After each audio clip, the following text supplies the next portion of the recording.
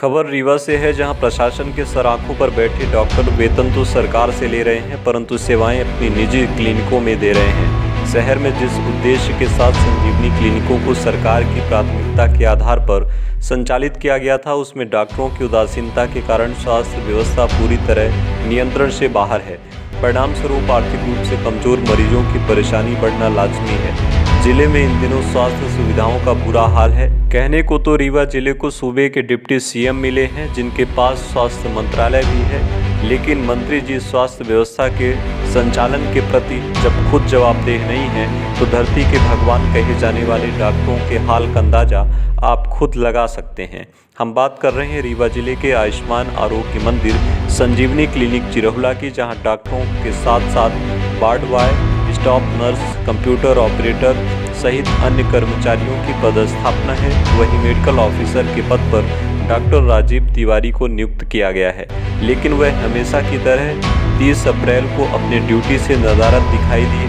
जब पत्रकारों की टीम कैमरे के साथ संजीवनी क्लिनिक में पहुंची तो स्टाफ नर्स ड्यूटी टाइम में आराम करती नजर आई, तो वहीं medical officer doctor Rajiv Tiwari अनुपस्थित पाए गए। मौके पर मौजूद कर्मचारियों से डॉक्टर साहब की अनुपस्थिति का कारण पता किया गया, तो उन्होंने बताया कि वह लंच पर गए हैं। इस संदर्भ में जब स्वयं डॉक्टर राजीव तिवारी से बात की गई, तो उन्होंने सच्चाई पर पर्दा डालते हुए दो तरह की बातें की। पहले जवाब में उन्होंने कहा कि हम लंच पर आए हुए हैं, क्योंकि लंच का टाइम 1 से 2 बजे तक रहता है और डॉक्टर साहब 3 बजे तक क्लिनिक में अनुपस्थित थे। तो उन्होंने दूसरे जवाब में कहा कि दिल्ली से डॉक्टरों की एक टीम जांच के लिए आने वाली थी, तो उस कार्य के लिए वह बाहर चले गए थे। दो तरह के डॉक्टर साहब के जवाब से यह स्पष्ट हो गया कि वह सही से झूठ भी नहीं बोल पाए। एक झूठ छुपाने के लिए उन्होंने दूसरा झूठ बोलने का पाप कर दिया। जिस तरह बाज के सिर पर बैठकर कौवा चोंच मारता है, ठीक उसी प्रकार बाज रूपी प्रशासन के सर पर चढ़कर कौवों की तरह डॉक्टर भी चोंच मारने से कोई गुरेज नहीं करते हैं। खैर, देखने वाली बात होगी कि डॉक्टरों की मनमानी का दंश झेल रहे बेबस मरीजों की आवाज़ स्वास्थ्य मंत्री राजेंद्र शुक्ला के कानों तक पहुंच पाएगी या नहीं, यह सबसे अहम सवाल है।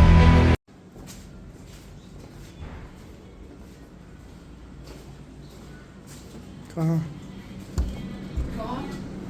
हम लोग मीडिया से हैं, स्वराज एक्सप्रेस से हैं।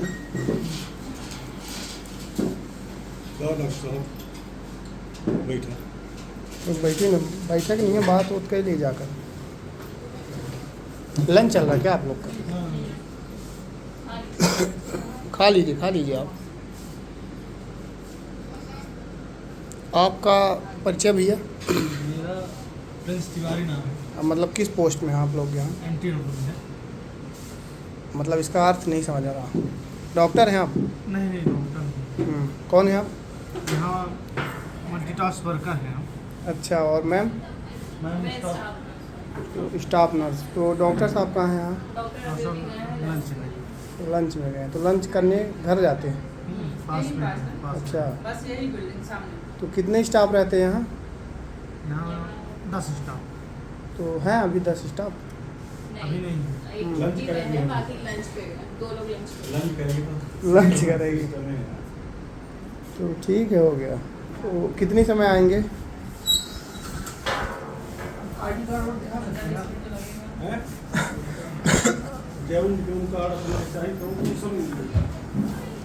सब दिखा देंगे। अभी CMHO ऑफिस से ही आ रहे हैं लोग।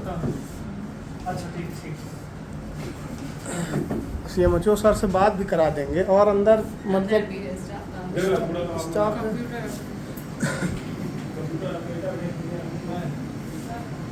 आप लोग की शिकायत मिली, इसीलिए हम लोग आए हैं।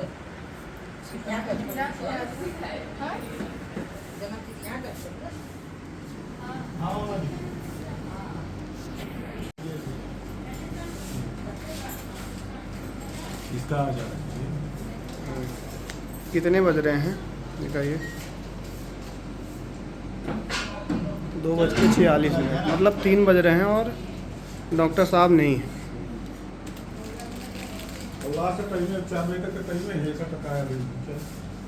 कितने बजे तक खुली रहती है भैया ये? 9 से 4। 9 से 5। 9 से 5। और अभी कितना समय हुआ है? अभी 2:46 में। लंच का क्या समय रहता है? 1:30 से 2। प्रमुख जगहों पर संजीवनी क्लिनिक संचालित है। जिस उद्देश्य के साथ संजीवनी क्लिनिकों को संचालित किया जा रहा है, कई बार ऐसा देखा गया कि अपने निर्धारित समय से पहले जो डॉक्टर्स होते हैं वो चले जाते हैं। जो अपने शहरी क्षेत्र की स्वास्थ्य संस्थाओं के जो कार्यावधि का समय था वो उसमें संशोधन करके अब 9 से 5 कर दिया गया है। प्रातः 9 बजे से सायं 5 बजे तक, बीच में 1.5 से 2 आधे घंटे के लिए उसमें ये भोजन अवकाश या लंच के लिए रखा है। और उसमें तो इनको जो अपने निर्धारित समय पे, वो तो डॉक्टर हों चाहे जो भी पैरामेडिकल स्टाफ हो, नर्सिंग ऑफिसर, सबको उपकार करना है। पर प्रायः ये देखने में आया है कि समय पे उपस्थित हो रहे हैं और समय पूर्व चले भी जाते हैं, तो उसका भी निरीक्षण किया जा रहा है और कार्रवाई उसमें जो संबंधित हैं, जो इस तरह से अपने कार्यदायित्वों को निर्वहन नहीं कर रहे। आज ही मैंने 3 लोगों को नोटिस जारी किया है। संजीवनी क्लिनिक ये अपनी जो यूनिवर्सिटी में है, तो दो लोग क्या कहते निर्धारित समय पे उपस्थित नहीं हुए और एक जन उपस्थित होकर हाजिरी लगा के और फिर गायब हो गए। तो 3 लोगों को आज ही नोटिस जारी किया है। ऐसे ही डॉक्टरों की हमने तनख्वाह रोक दिया था। मैंने ये जितने भी स्वास्थ्य संस्थाओं डॉक्टरों की तनख्वाह रोकी थी, फिर उनको चेतावनी के साथ हमने तनख्वाह रिलीज किया कि आप लोग पूरे कार्यावधि समय पर उपस्थित हों और इनके जो ओपीडी में जितने मरीज देखे, अपनी जो एनसीडी क्लिनिक पोर्टल है, ओपीडी का एक अपना क्या कहते आयुष्मान HW पोर्टल है, सब में उसमें ऑनलाइन प्रविष्टि करनी है।